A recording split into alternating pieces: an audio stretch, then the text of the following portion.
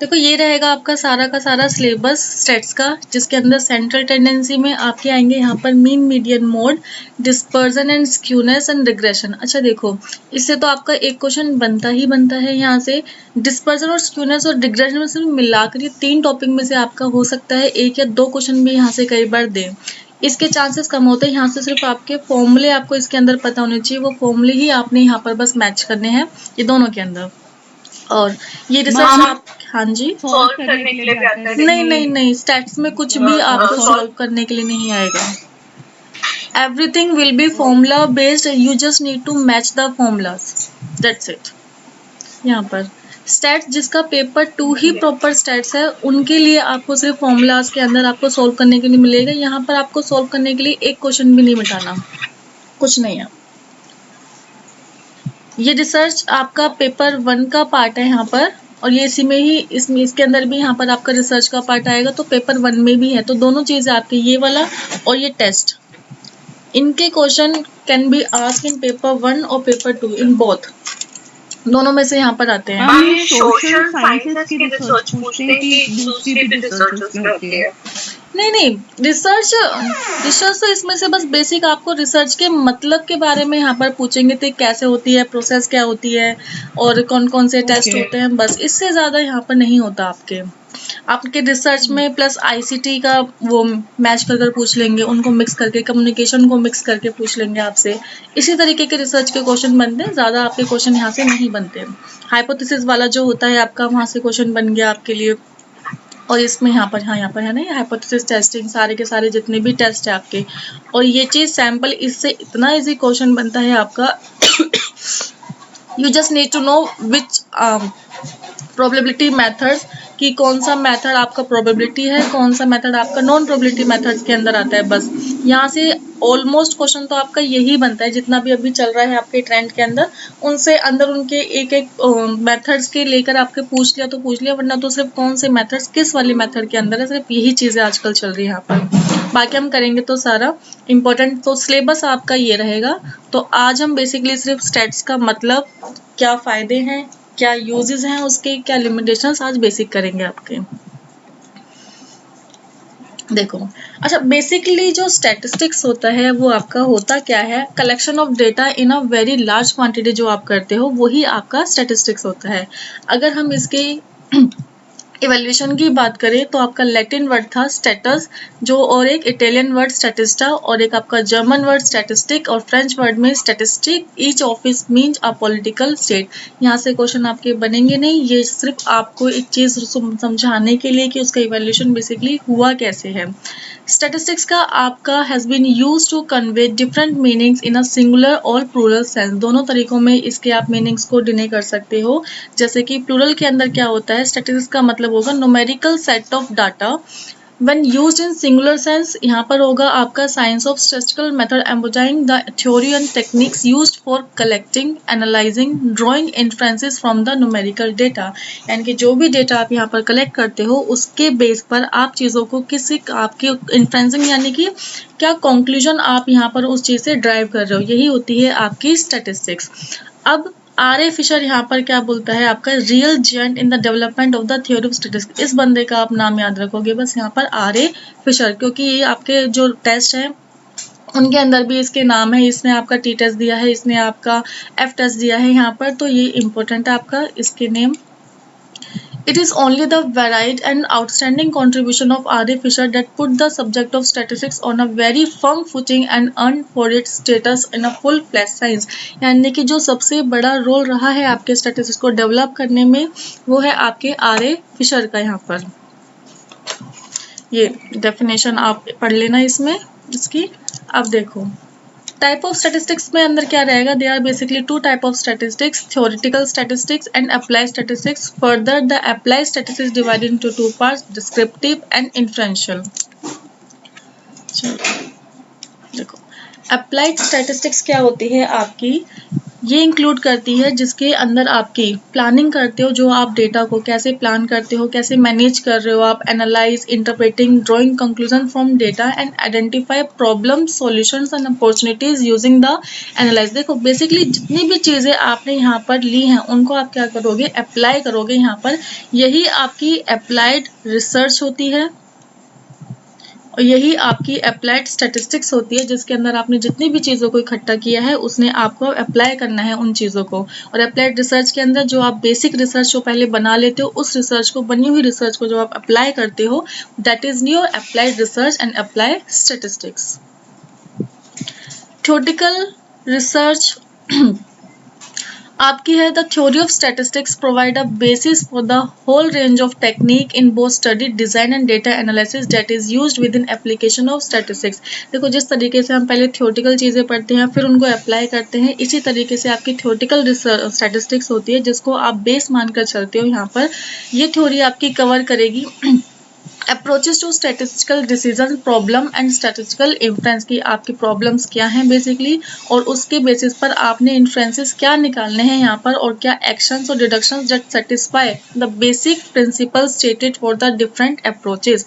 इन चीज़ों को लेकर जितनी भी चीज़ें आप यहाँ पर करोगे, प्रॉब्लम क्या है, इन्फ्रेंसेस क्या लेने हैं, एक्शंस क्या लेने हैं आपके, उस किसके बेस पर करते हो आप सारी की सारी चीज़ें, थ्योरेटिकल स्टैटिस्टिक्स के बेस पर करते हो यहाँ पर। तो with in a given approach statistical theory gives way of comparing statistical procedures. It can find a best possible procedure within a given context for a given statistical problem. तो यहाँ पर चीज़ें हैं, आपकी जो statistical theory होती है वो क्या करती है, आपके जो statistical procedures होते हैं उनकी हेल्प से आप चीज़ों को यहाँ पर कंपेयर कर सकते हो इन theoretical statistics। देखो अब है आपकी इम्पोर्टेंट ये descriptive statistics। ये क्या है आपका, descriptive statistic is term given to the analysis of data that helps to describe, show, summarize data in a meaningful way। देखो descriptive का मतलब होता है आपका as it as, यानी कि इसके अंदर you will not do any kind of manipulation in the data। जो चीज़ जैसी है आप उस चीज़ को उसी तरीके से क्या कर रहे हो, डिस्क्राइब करोगे, शो करोगे, समराइज करोगे एक मीनिंगफुल वे में। आप यहाँ पर डेटा के अंदर बिल्कुल भी चेंजेस या फिर कोई भी मैनिपुलेशन यहाँ पर नहीं करोगे। It is simple way to describe our data. अब देखो यहाँ से जो क्वेश्चन बनेगा, एक तो आपको ये पता होना चाहिए सेंट्रल टेंडेंसी में आपकी 3 चीज़ें हैं और मेजर ऑफ वेरिएबिलिटी में भी आपकी 3 चीज़ें हैं। ये तीनों किसके अंदर आते हैं और ये तीनों किसके अंदर आते हैं, यहीं से आपकी प्रॉपर स्टैटिस्टिक्स स्टार्ट होती है और क्वेश्चंस भी आपके यहीं से बनने स्टार्ट होंगे। अब जैसे कि सेंट्रल टेंडेंसी में mean, median, mode, measure of variability में रेंज, मोड, स्टैंडर्ड डेविएशन, हर एक चीज़ को इंडिविजुअली हमने आगे पढ़ना है। यहाँ से 110% आपका एक क्वेश्चन बनता है आपका सिर्फ फॉर्मूलेज। सभी के फॉर्मूलेज आपको पता होने चाहिए, यहाँ पर कौन सा फॉर्मूला किसका है, इससे ज़्यादा इसके अंदर नहीं करना, सिर्फ आपने यहाँ पर फॉर्मूलेज करने। इनके मतलब हम आगे जाकर करेंगे एक एक इंडिविजुअली। यहाँ पर इसके अंदर बस एक समराइज फॉर्म में आपको all the formulae are provided here. अब देखो डिस्क्रिप्टिव स्टैटिस्टिक्स हर एक चीज़ बताइए, मेजर सेंट्रल टेंडेंसी के अंदर 3 चीज़ें हैं आपकी, mean, median, mode. Measure of variability के अंदर variance, standard deviation, interquartile range. Distribution shape के अंदर आपकी central limit theorem, skewness, courtesy, सबसे इंपॉर्टेंट आपका ये है। यहाँ पर ग्राफिकल विजुअलाइजेशन, ये सिर्फ आपको नेम पता होने चाहिए, यहाँ पर इनके क्वेश्चन आपके बनते नहीं है क्योंकि ये बार चार्ट, पाई चार्ट, इनसे क्वेश्चन कभी नहीं आया आज तक आपके और ना कभी आएगा भी आगे, क्योंकि ये चीज़ आप 11th के अंदर कर लेते हो, बार चार्ट क्या होता है, पाई चार्ट कैसे बनता है, ये चीज़ अब नहीं आती। समरी टेबल्स के अंदर फ्रीक्वेंसी डिस्ट्रीब्यूशन, तो बेसिकली जो ये पहले 3 है क्वेश्चंस आपकी सारी स्टैटिस्टिक्स के अंदर क्वेश्चन सारा का सारा आपका यहीं से बनेगा, इनसे बाहर आपका कुछ भी नहीं है। तो यही टॉपिक है आपके बेसिकली स्टैट्स के अंदर। चलो inferential statistics, the type of statistics एक रह गया था आपका।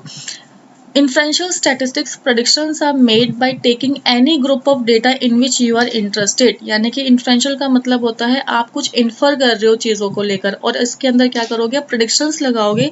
जो भी डेटा को आप यहाँ पर कलेक्ट कर रहे हो, गैदर कर रहे हो, उसके अकॉर्डिंग आप यहाँ पर क्या निकाल रहे हो, प्रेडिक्शंस उस डेटा के बारे में करते हो। और जो डेटा होता है वो कैसा होता है आपका, रैंडमली सिलेक्टेड डेटा होता है। अचानक से आपने कोई भी डेटा आपने उठा लिया पॉपुलेशन के अंदर से और उस डेटा के ऊपर आप क्या कर रहे हो, प्रेडिक्शंस कर रहे हो, यानी कि उस डेटा से रिलेटेड आप इन्फ्रेंसेस यहाँ पर निकाल रहे हो पॉपुलेशन के लिए।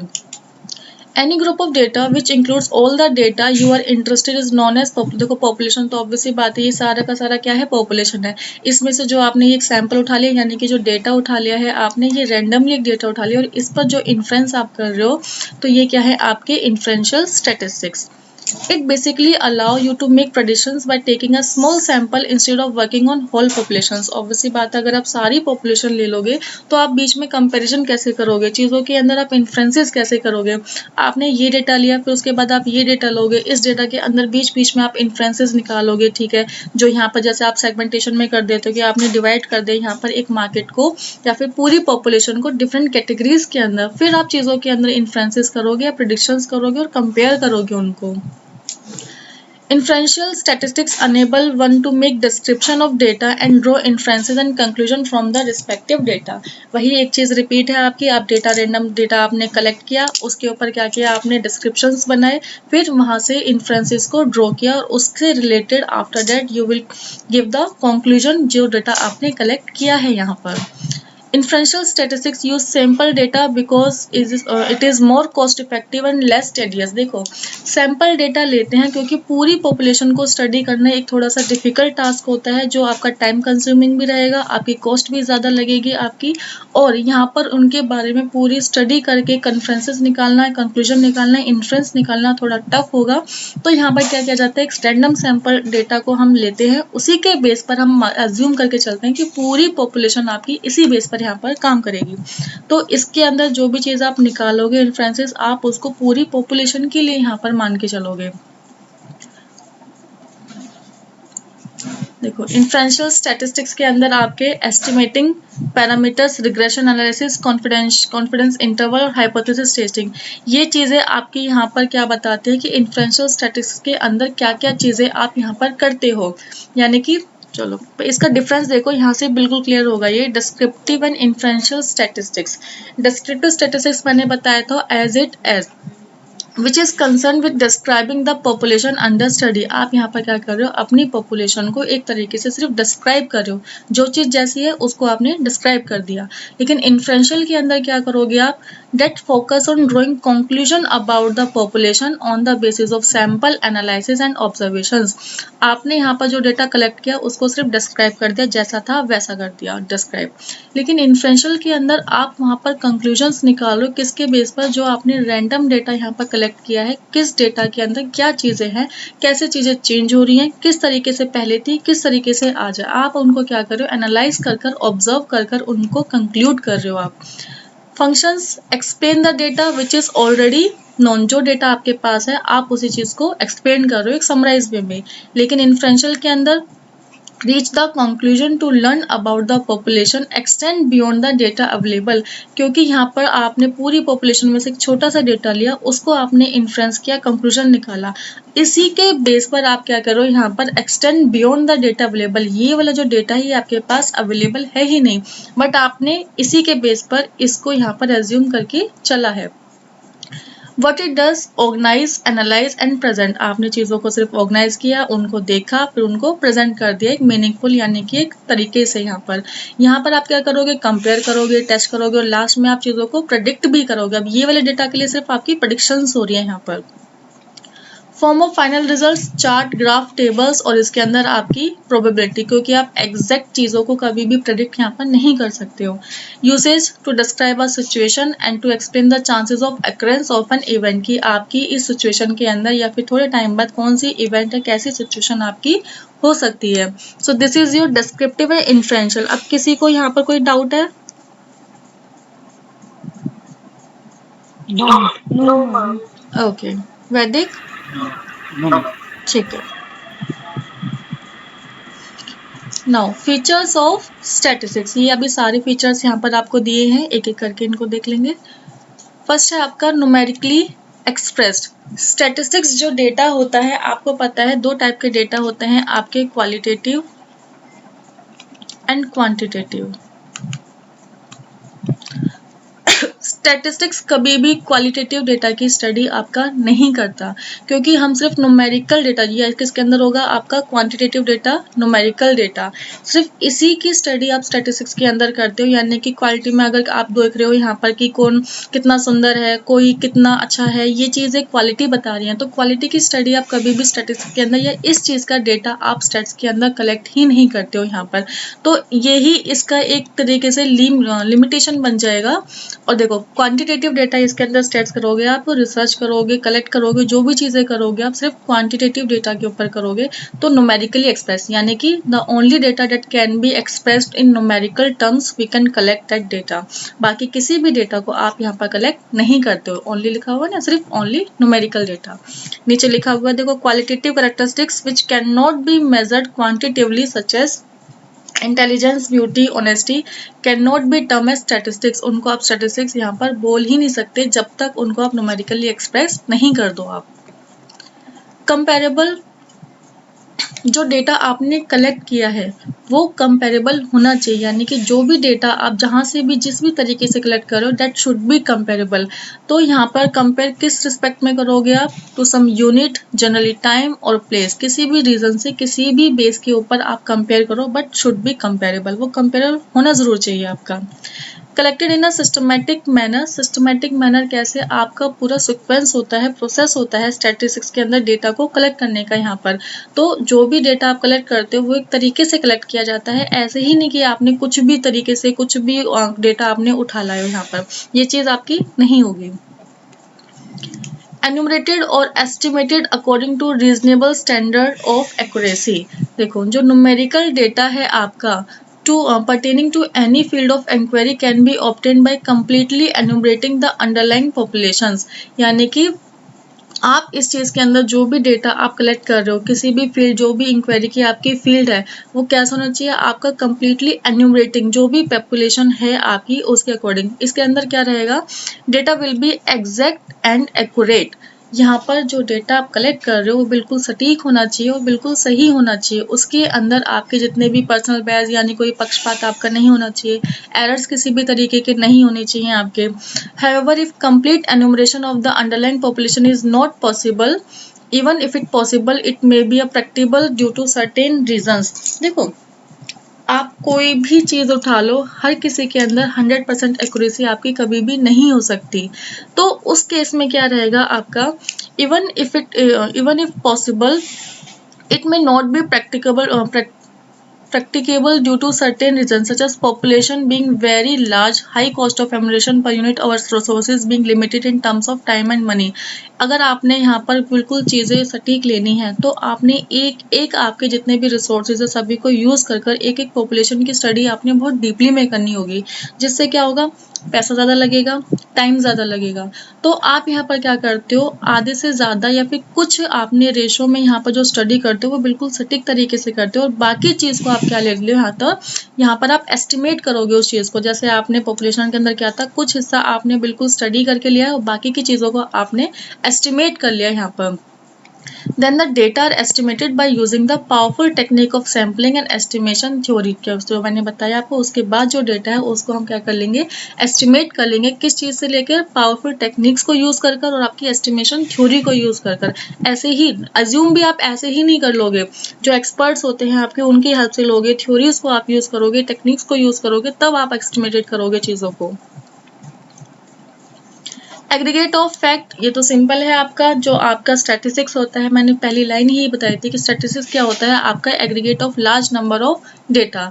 तो सिंपल और isolated items can not be term as statistics unless they are a part of a aggregate of fact. यानी कि अगर मैं बोलूँ कि किसी इंडिविजुअल के डेटा को आप कलेक्ट करके लेकर आओ तो वो आपका स्टैटिस्टिक्स के अंदर नहीं आएगा, जब तक आपके इंडिविजुअल एज अ होल की स्टडी आप यहाँ पर नहीं करोगे। यानी कि इंडिविजुअल की स्टडी स्टैटिस्टिक्स नहीं होगी, आपका हमेशा एग्रीगेट ऑफ फैक्ट यहाँ पर होना चाहिए, then you can only term it as a statistic. Affected by multiplicity of causes. अब देखो जितनी भी आपकी न्यूमेरिकल फिगर्स हैं यहाँ पर, यानी कि आपके जो क्वांटिटेटिव डेटा है, should be affected by multiplicity of factors. Physical science के अंदर क्या होता है, it is possible to isolate the effect of various factors on a single item but it is very difficult to do on a social science. So इसके अंदर क्या रहेगा आपका, when the effect of some of the factors can not be measured quantitatively. Simply अगर आपका data यहाँ पर चीज़ों से इफेक्ट नहीं हो रहा है तो ऑब्वियस सी बात है वहाँ पर आप उसको स्टैटिस्टिकली फॉर्म के अंदर नहीं लोगे, उसका मल्टीप्लिसिटी ऑफ कॉजेज से इफेक्ट होना यहाँ पर ज़रूरी होता है। जैसे कि आपके स्टैटिस्टिकल टेक्निक क्या करते हैं, have been devised to study the joint effect of a number of factors और a single item. Multiple correlation और आपका ये होता है पार्शियल कोरिलेशन। मल्टीपल कोरिलेशन वही है कि आपकी कोई चीज़ कितनी चीज़ों से यहाँ पर कोरिलेट कर रही है, यानी कि रिलेशनशिप क्या है उनके। आपके डिपेंडेंट वेरिएबल होते हैं, आपके इंडिपेंडेंट वेरिएबल होते हैं, कौन से वेरिएबल किस वेरिएबल के साथ किस तरीके से जुड़े हुए हैं आपके, और एक वेरिएबल में चेंज करने से आपके दूसरे वेरिएबल में किस तरीके से चेंज होता है। जैसे देखो, चलो मैं बता ही देती हूँ, यहाँ से क्वेश्चन आपका बनता है वैसे रिसर्च के अंदर। इंडिपेंडेंट वेरिएबल और आपका डिपेंडेंट वेरिएबल। इंडिपेंडेंट वेरिएबल क्या होता है, जिसके अंदर बेसिकली आप मैनिपुलेशन करते हो, जिसके अंदर आप चेंजेस कर सकते हो। Suppose we can take the example teacher और स्टूडेंट।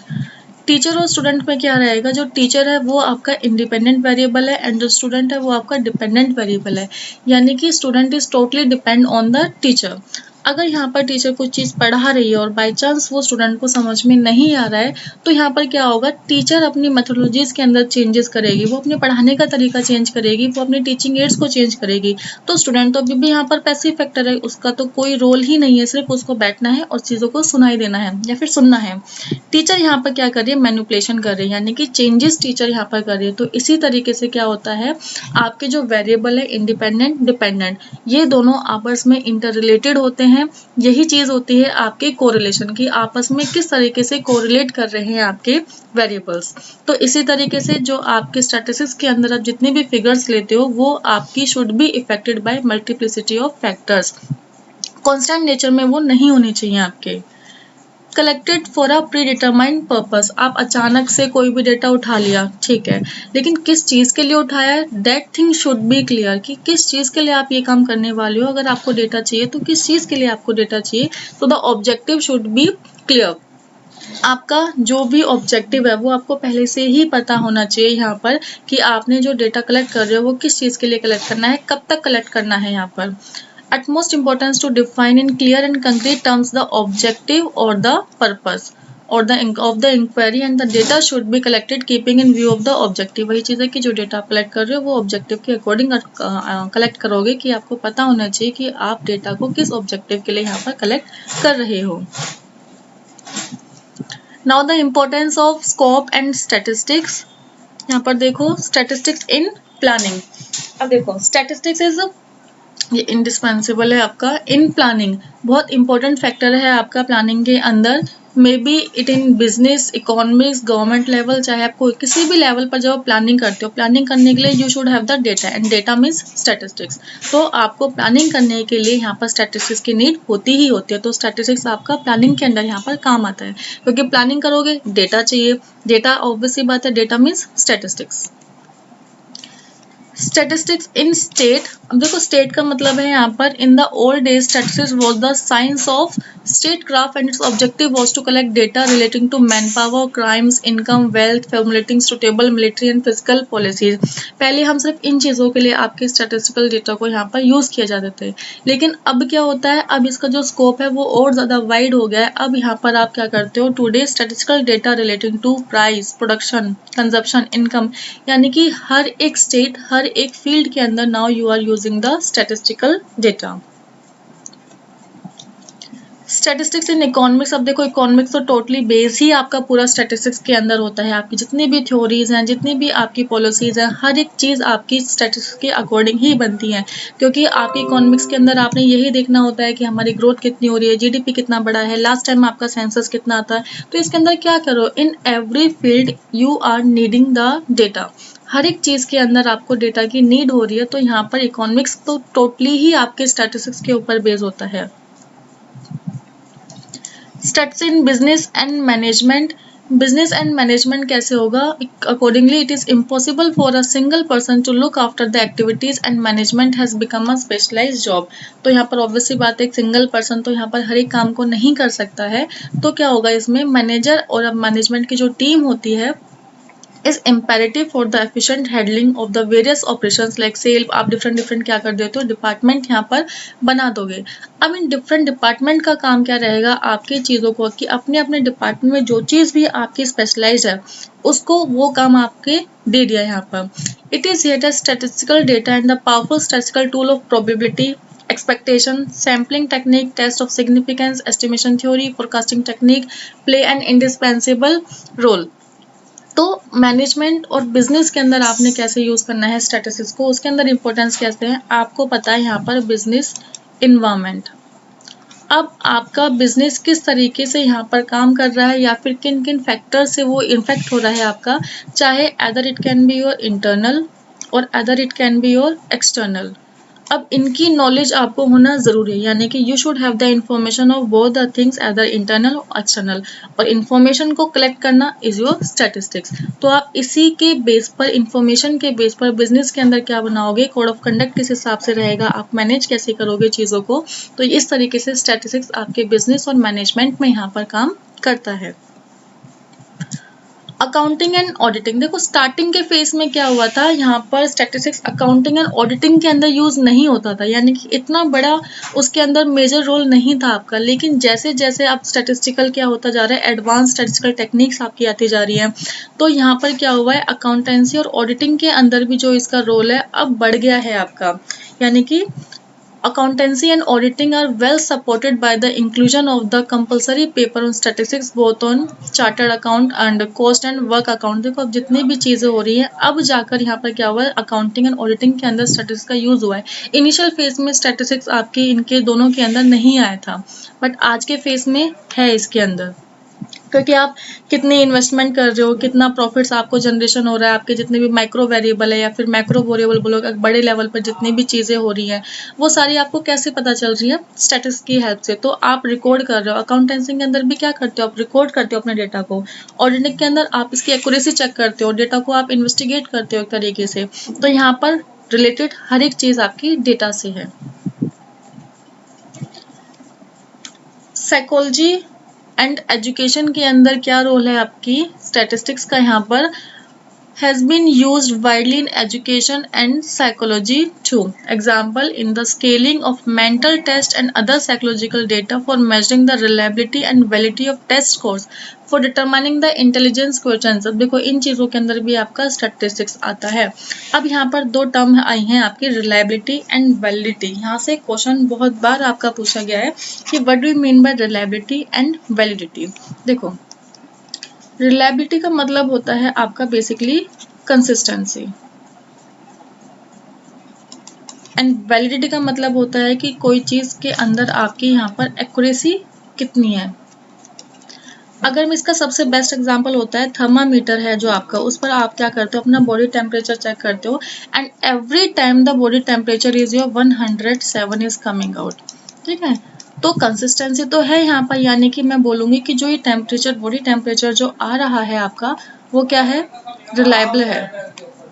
यहाँ पर बिल्कुल ठीक है भाई, हर बार सेम आ रहा है क्या, अगर आप बोल सकते हो अब ये जो चीज़ है ये आपकी वैलिड है क्या, यहाँ पर टेम्परेचर, किसी बॉडी का टेम्परेचर 107 जा सकता है, किसी भी केस में नहीं जा सकता। 104 के बाद तो आदमी बच जाए वही बहुत होता है आपका।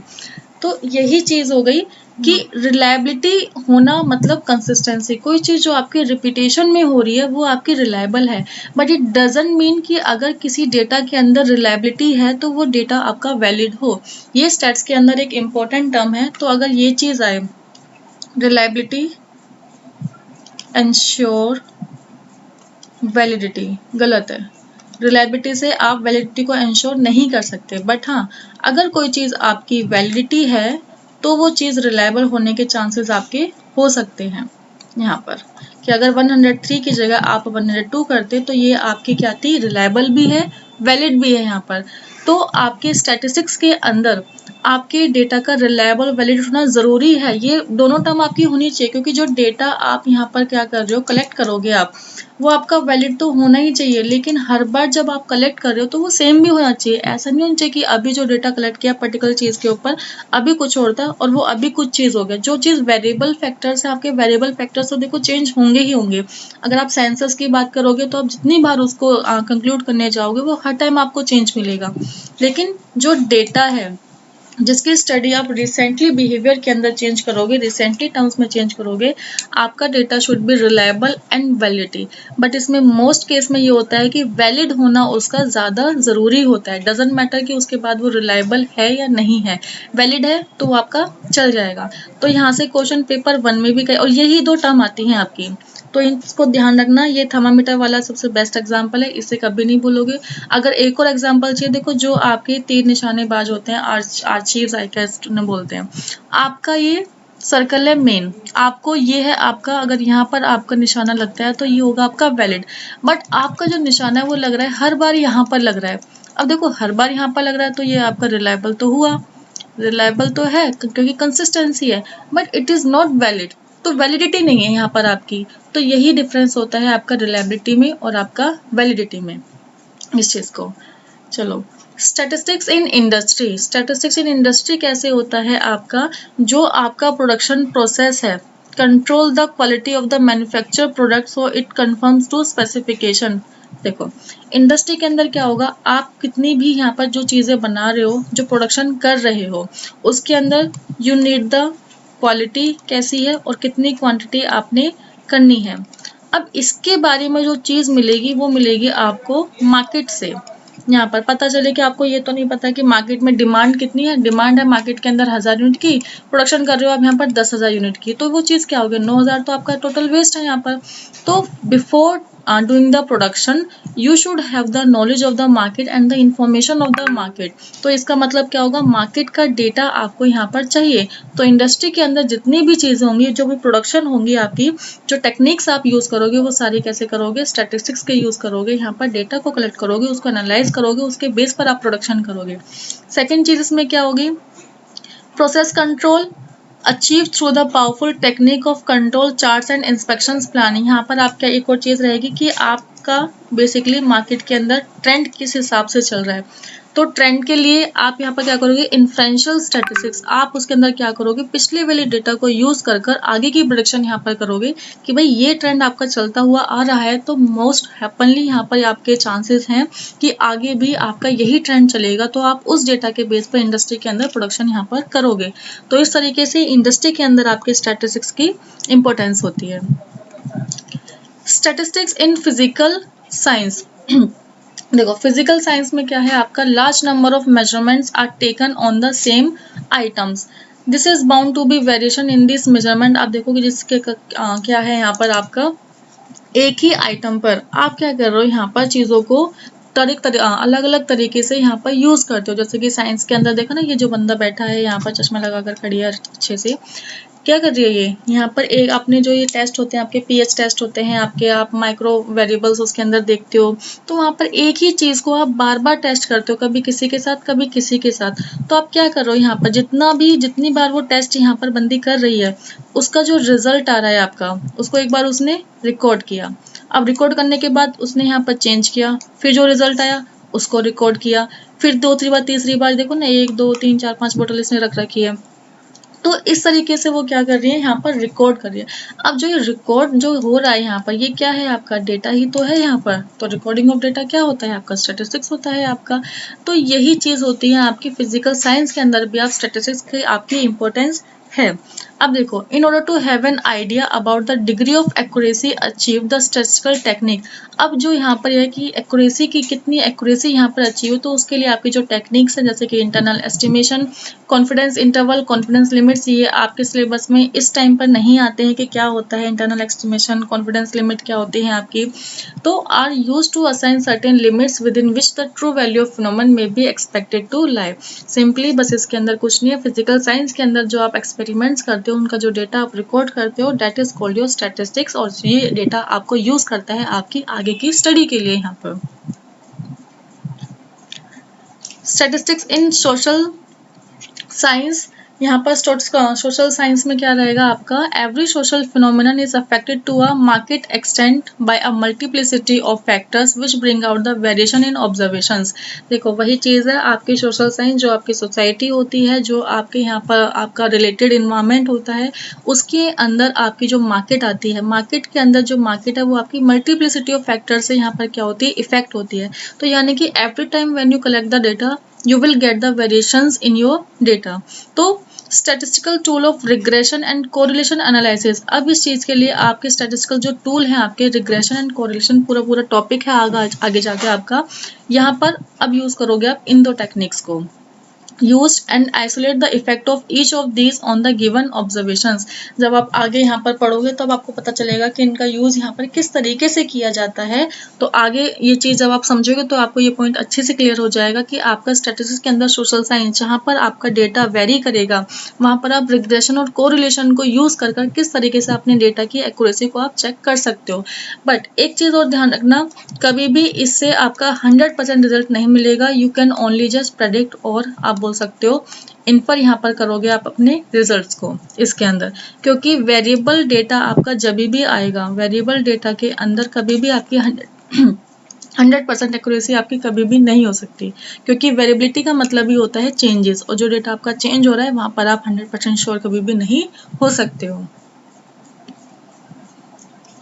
Statistics in biology and medical science, आपको अच्छे से पता है कि आपके मेडिकल साइंस में वही आप एग्जांपल यहाँ पर ले सकते हो कि जो डेटा आप क्या करते हो, जैसे कि देखो body temperature, blood pressure, heart beats, weights, आप जितने भी यहाँ पर चीज़ों के पूरी इंडिया के अंदर क्या रेट चल रहा है, आपके कितने हार्ट पेशेंट्स हैं, या फिर कितने लोग, जैसे कोरोना में हुआ था आपका, कितने कोरोना के केसेस आ रहे हैं, डेली बेस पर कितने केसेस आ रहे हैं आपके, तो ये क्या है आपका डेटा ही तो था सारा का सारा। तो मेडिकल साइंस में आपकी मेडिकल साइंस किस लेवल पर जा चुकी है आपकी, तो ये चीज़ें आपकी क्या है, इस तरीके से बायोलॉजी और मेडिकल साइंस में आपका स्टैटिस्टिक्स हेल्प करता है, क्योंकि वहाँ भी आप डेटा को कलेक्ट करते हो, प्रेजेंट करते हो, एनालाइज कर उसको एक फैक्चुअल वे में दिखाते हो। कोरोना में यही होता था, आपने डेटा को कलेक्ट किया, उनको आप प्रेजेंट करते थे, थोड़ा देखते थे एनालाइज में, भाई कौन कौन पॉजिटिव है, कौन नेगेटिव है, फिर उस डेटा को आपने फैक्चुअल वे में रिप्रेजेंट कर दिया यहाँ पर कि ठीक है इतने केसेस आपके डेली के बन रहे हैं। लिमिटेशंस क्या रहेंगी आपकी स्टैटिस्टिक्स की, देखो सबसे पहली जो लिमिटेशन रहेगी आपकी, statistics does not study qualitative phenomena, ये मैंने आपको बताया था, क्योंकि इसके अंदर क्या रहेंगे आपके सिर्फ और सिर्फ quantitative data that can be express in numerical forms should be included in statistics. तो यानी कि क्वालिटेटिव डेटा को आप इसके अंदर यूज करते ही नहीं हो, और क्वालिटेटिव डेटा जैसे कि आपकी ब्यूटी, ऑनेस्टी, वेलफेयर, पॉवर्टी, ये यहाँ पर आपका यूज नहीं होंगे। Statistics does not study individuals, क्यों नहीं, क्योंकि स्टैटिस्टिक्स सिर्फ स्टडी करती है आपकी एग्रीगेट ऑफ फैक्ट्स, यानी कि एक बंदे के यहाँ पर स्टडी नहीं की जाती, ना उसका डेटा कलेक्ट किया जाता है। जब आप नंबर ऑफ पर्सन्स का मिलाकर डेटा को कलेक्ट करते हो, सिर्फ वही कलेक्ट करोगे, इंडिविजुअल के आप यहाँ पर कलेक्ट नहीं करोगे चीज़ों को। Statistics is liable to be misuse, देखो आपकी जो स्टैटिस्टिक्स जो डेटा आप कलेक्ट कर रहे हो वो कर तो एक ह्यूमन ही रहा है ना, और ह्यूमन एरर होना एक बहुत ही नॉर्मल चीज़ है, चाहे वो डेलिब्रेटली हो, चाहे वो आपके जानबूझ के किया गया हो, चाहे जानबूझ के नहीं किया गया हो, मिसयूज उसका किया जा सकता है। एक और चीज़, अगर किसी अनस्किल्ड बंदे को आपने भेज दिया डेटा को कलेक्ट करने के लिए, उसको पता ही नहीं है डेटा को कलेक्ट कैसे करना है, यहाँ पर गाँव में भेज दिया कि जाओ भाई इनसे पूछ के आओ कि इनको क्या चीज़ अच्छी लगती है, गवर्नमेंट की क्या चीज़ अच्छी नहीं लगती। अब गांव में जा रहे गांव वाले तो बंदे तुम्हें पता ही है, उनसे 4 क्वेश्चन करो, अगर तुमने 4-5 से एक्स्ट्रा कर दिया तो तुम्हें 4 गाली देकर वो वैसे भेज देंगे। तो बंदे क्या करेंगे, 2-3 के पास जाएंगे, उसके बाद जाएंगे नहीं कि कौन गाली खाने जाए बेफालतू में इनकी, खुद से ही बनाया, लिखा और भेज दिया, क्योंकि एक एक बंदे से क्रॉस चेक करने तो कोई आएगा नहीं यहाँ पर।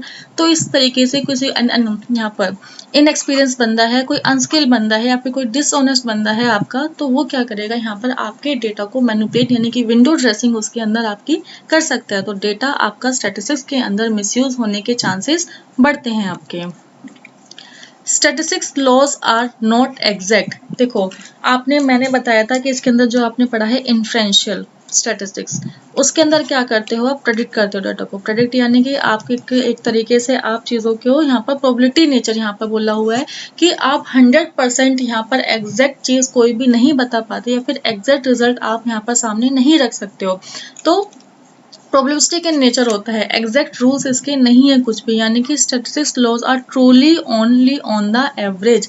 ये सिर्फ एवरेज के बेस पर काम करता है कि भाई पूरी पॉपुलेशन है, हमने इतनी डेटा की स्टडी करी तो हम ऑन एन एवरेज बता सकते हैं कि इतने डेटा के अंदर इतने लोग आपके एजुकेटेड हैं, इतने यहाँ हैं, या फिर इतने लोगों को इस तरीके से हेल्थ इश्यूज हैं, इतने लोग आपके पॉवर्टी लाइन के नीचे हैं आपके। तो ये एस्टिमेशन है, एवरेज में है आपकी। बट अब जब पर कैपिटा अगर भी निकाल रहे हो आप, तो वो भी तो आपकी एवरेज में ही आ रही है ना, एग्जैक्ट तो आपने इसके अंदर भी नहीं बताया। पर कैपिटल इनकम में आप जो सारी